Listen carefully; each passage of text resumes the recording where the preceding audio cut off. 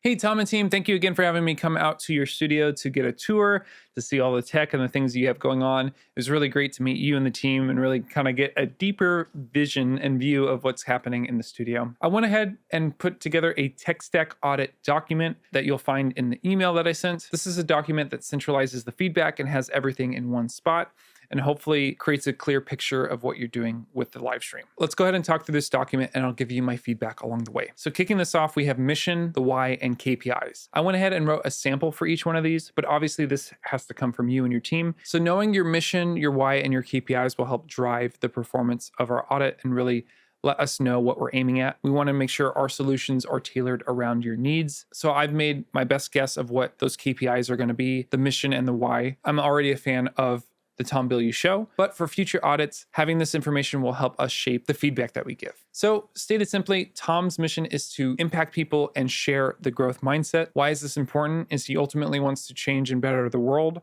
And what KPIs might he have? Well, he wants to increase the viewer retention, have more people watching the stream, and create a bigger impact on the community that he's already built. So our audit is going to tailor around those things. So let's get into what we observed when we were on site.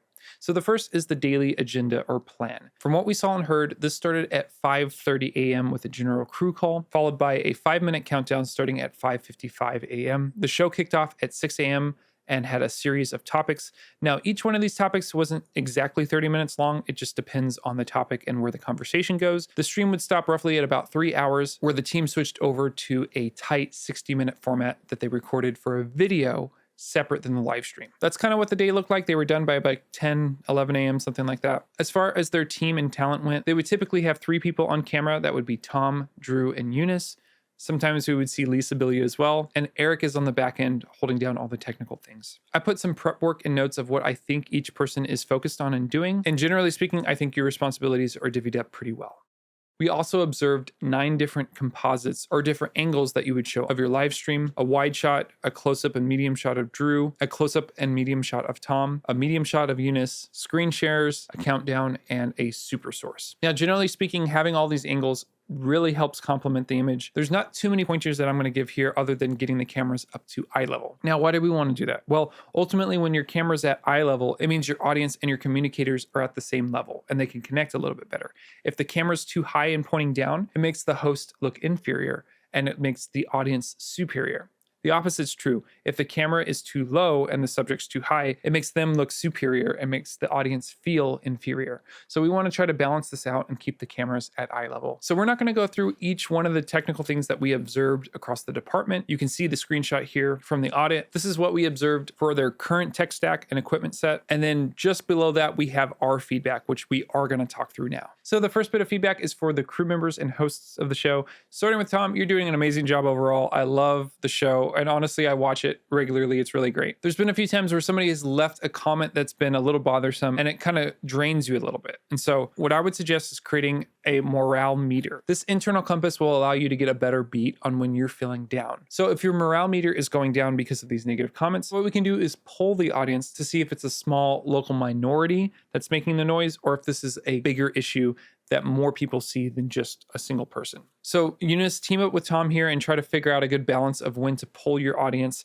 to see if that sentiment is felt globally or locally. Tom, you've been great at verbalizing some of the pain points that you've had, so please continue to tell those to Drew, and Drew, feel free to pass them on to me if you'd like another perspective of how to address those. But overall, I think that your communication with the team has been great. I think one of my goals would be to get you into flow state as much as possible so that you can do what you do best, which is apply first principles thinking to different problems and solving those problems and really giving clarity and color to the things that are happening in the world. For Drew, if I put myself in your shoes, I would think about, can I see everything I need to see? I know we talked about having a separate multi-view for you and Tom to look at, but I think something that's even simpler than that would be to have a second monitor, because the reality there is there's only 2 things that you guys need to see.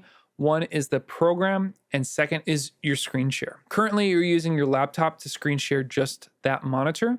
I would encourage you to separate your screen share monitor. So what you have on your laptop is the chat, and then we have a separate 42-inch TV that becomes a monitor for you. So that way you can see what you're sharing. This will allow you to make sure that you don't put anything on air that you don't want to show, and it becomes a cleaner setup because it's a full screen share. Speaking of monitors, I would also look at Eunice and Eric's monitors. So Eunice probably needs a multi-view in her area, or a view to see everything that's going on. And then on Eric's side, he should probably have a return after Ecamm puts in graphics and lower thirds and super chats and all of those things. Let's talk about that with Eunice now. Obviously, Ecamm is a central pillar of your production. You're routing your ATEM into Ecamm, and that's what's live streaming out. So Drew, Eric, and Eunice have all dealt with Ecamm in some way, shape, or form. What I would do is hand the controls all over to Eunice and have her drive Ecamm as a whole. So whether that is a super chat or a ticker or any other graphical sources, that can all go through Eunice. So I know what you're probably thinking is like, how do we connect Eunice's computer to the ATEM and get that all connected? Well, the best way I would suggest doing that is through a Thunderbolt hub from OWC. This will allow you to have one cable to Eunice's computer that has Ethernet, USB, and power for the computer. So that way it simplifies your setup. You can have one of these hubs for each one of your positions, for Tom, for Drew, and for Eunice. And this would simplify your setup for each one of those team members. All they would have to do is plug in one cable to have all the connections they need. With Eunice driving the Ecamm setup, she could be the one in charge of making sure the right comment gets put on screen at the right time. So moving over to Eric, here's some feedback that we have for you. The first thing is ergonomics. So I would encourage you to try to centralize your gear into one spot. So you have your audio mixer and your ATEM all within arm's reach. Have that on the same desk or surface so that everything's at the same level, and try to simplify all the other gadgets and things that are out in front of you. Having a good flow and understanding of where things are routed to will allow you to troubleshoot a little bit faster. That goes both for your workstation as the technical director, but also across the studio. So managing cables, walking paths, and overall gear, creating specific spots for everything and making sure that cables are well managed makes a big difference for your guests who come into the studio and see your setup. You want to give them the best impression you can, both in front and behind the camera. I would encourage you to look at each cable and make sure it's routed cleanly and professionally, and I would minimize cables going under walking paths as much as possible. I know currently you're using a lot of crossovers and rugs and that kind of stuff, which does work in a pinch, but long term, we should try to reroute these cables so there's less crossover happening. I'd also love to see the ATEM connected to the network. So you can share the ATEM's hard drive onto a local network if it's plugged in via Ethernet. What this will allow you to do is have an editor access the files on the ATEM and edit while the show is being recorded. Now, this introduces a little bit of complexity and a little bit of risk to your files, so I would highly encourage recording in two spots, one on camera's SD cards and then one in the ATEM on that shared hard drive. While the ATEM is recording these individual files to its hard drive, that's being shared to your editor. The editor can access those files in real time, and they can edit highlights of the show and other things to release even faster in your post-production workflow. Stream decks are another great tool we've talked about so far, so here are a few tips and things that you could use to help streamline your Stream Deck setup. First, let's use Companion Satellite. This allows you to have one profile across multiple Stream Decks and multiple computers. This means Eric can help manage and build profiles for the team. That way, if Eunice needs a button or Drew needs a button, he can add it to their Stream Decks remotely. There's also a great listening tool that will allow you to trigger computers and use shortcuts on other computers remotely. Once you have these Stream Decks in place, talk to each one of your team members and see what buttons they need and would like to have. I think this is going to take you the most time to really build out and finesse, but once you have this in place, it'll make a huge difference for your team. Let's talk audio. So we mentioned that individual compressors are going to make a big difference for your team. Compressors basically help limit the dynamic range of each microphone, so that way when Tom's whispering or yelling, it doesn't blow out our ears and it's a more consistent sound across the board. Right now we're doing this at Ecamm, which is okay. The problem is audio can distort before it gets into Ecamm, and you have less individual control. But if we have those compressors at the mixer on each individual channel, it will address that dynamic range before it gets to the software. And really, this is the spot where you have the most control over your audio, is in that mixer. So we'll dial in the mixer, get those compressors on each channel, get limiters on each channel, and then by the time that hits Ecamm, your levels will be pretty close to what you need them to be. Finally, there's some long-term upgrades that you might consider. The first one is 4K streaming. Now, this is a significant upgrade that's going to take more than one purchase to fulfill. The reason for that is the ATEM Mini Extreme ISO does not have 4K recording capabilities internally. So when you step up to 4K across the board, you kind of have to rethink the equipment stack that you have to execute at that level. So what does that mean? Well, you're going to need a new switcher, you're going to need hyperdecks to record each individual channel, and you're going to need 4K converters across the board. Now, you could skip the hyperdecks and just record internally for each camera, but honestly, I like to have dual recordings, both in camera and in HyperDecks, because I have had SD cards fail on me in the past. So if you want the greatest chance of success, record in 2 spots. It's going to be around $16,000 to upgrade all the components needed to move up to 4K. Honestly, upgrading to 4K may not be worth it at this time because it does add extra layers of complexity. Blackmagic is adding ATEM gear regularly, and they just announced some more gear for the 4K workflow so that you could potentially introduce shared network storage for HyperDeck recordings. They also have cloud storage devices that are coming out, but this stuff hasn't been tested quite yet. So the EcoFlow and the system to move to real-time editing in 4K isn't quite there yet, but it probably will be in the next year or two. Speaking of upgrades, I know you're using the C200 cameras, which are still great cameras, but they're about 8 years old at this point. So when you do decide to upgrade, I would highly encourage you to look at the FR7 lineup from Sony. These are full frame PTZ cameras that allow you to remotely control these cameras.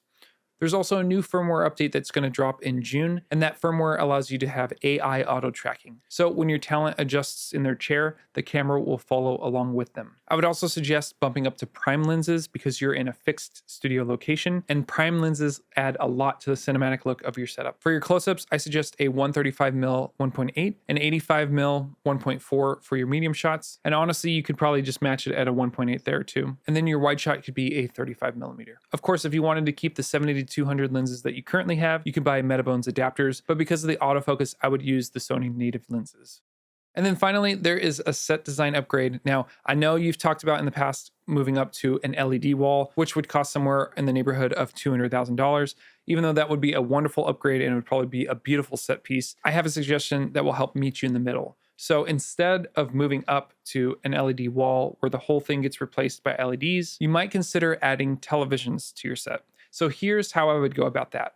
First off, I would move your desk about 4 feet forward to maximize the distance between your subject and the background. This will allow you shallower depth of field, so your subjects are more of the focus and the background is more blurry. This is also amplified if you switch the prime lenses and have lower f-stops, of course. Then once you move your desk forward, your close-ups and your medium shots are going to be shooting off the set. So what I would suggest is to move those sidewalls forward towards your cameras and then add vertical 100-inch televisions in the gap between your back wall and your side walls. These vertical screens can be powered by a Mac Mini and can show loops and different graphics, and this will expand your set, give you better depth of field, and allow you to add visuals on set as well. You might also consider adding televisions just below the desk. Now, if you do add a TV to that center spot where the IT logo is currently, I would highly suggest buying a television with really good reflective properties. And I've linked one in this audit. All right, so those are the major upgrades. Let me go a little bit deeper into each one of the categories that we've talked about so far. We mentioned in audio the Yamaha DM3. I would suggest that your team have a hardware mute switch. That way they can mute if they need to cough. In Eunice's case, she might actually invert the switch so that way she can push to talk instead of push to mute. You can introduce an XLR speaker for Drew and Tom to hear playback. The cheaper one is $154, but if you want the optional industry standard Fostech speaker, it's about $300. We've talked about the Sony upgrade and the lenses. You might also consider filters. I like to have a basic UV filter on the front of all my lenses to protect them from scratches and drops. There's been at least 3 instances where those filters have saved lenses for me, so it's just my standard operating procedure at this point. If you decide to introduce televisions to your set, you might also consider using circular polarizers. This will help minimize some of the reflections, at least, on the televisions. So I've listed those as well, depending on which lenses you need them for. Now, your team's not using PowerPoint decks, so we're going to skip over that section. For engagement with your audience, there are web widgets that can integrate with Ecamm. So the one I would look into is Social Stream Ninja. This will allow you to have tickers, lower thirds, and other graphics built into your Ecamm live stream. This one's a little bit bulky and has a bit of a learning curve.